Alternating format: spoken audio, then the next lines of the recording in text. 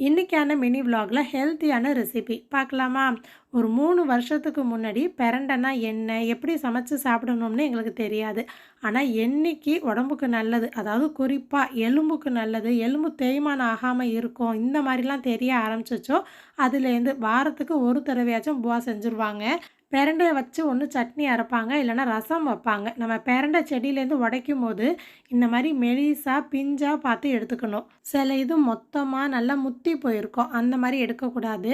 இதை சின்ன சின்னதாக உடச்சி எடுக்கும் போதே சைடில் நார் மாதிரி வரும், அது எல்லாத்தையும் உரித்து எடுத்துட்டு இந்த மாதிரி பேனில் நல்லெண்ணெய் சேர்த்து 10லேருந்து 15 நிமிஷத்துக்கு நல்லா வதக்கி விட்டுறணும்.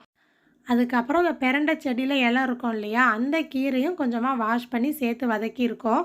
இன்றைக்கி வந்து பிரண்டை சட்னி தான் அரைச்சி காட்டியிருக்கேன். காரத்துக்கு ஏற்ற மாதிரி வரமிளகா சேர்த்துக்கலாம்.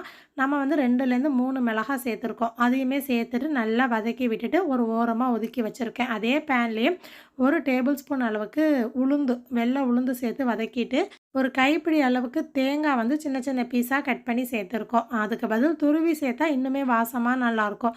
10 சின்ன வெங்காயம் சேர்த்து நல்லா வதக்கியாச்சு.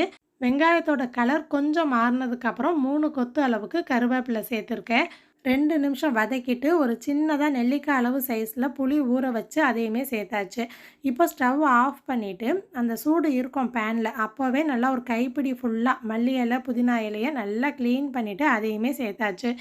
பேன் சூடாக தான் இருக்கும், அந்த சூடுலேயே 2 நிமிஷம் வதக்குனா போதும். தேவைக்கு ஏற்ற மாதிரி கொஞ்சமாக கல் உப்பு, ஏன்னா பார்க்கும்போது அதிகமாக தெரியும், உப்பு வந்து பார்த்து கம்மியாக சேர்த்துக்கோங்க. அரைச்சதுக்கப்புறம் சட்னி கம்மியாயிடும் இல்லையா. இப்போ நல்லா ஆற விட்டு மிக்ஸி ஜாரில் சேர்த்து ஒரு கொஞ்சம் கொரப்பாக, ரொம்ப பேஸ்ட்டாக அரைக்க வேணாம்.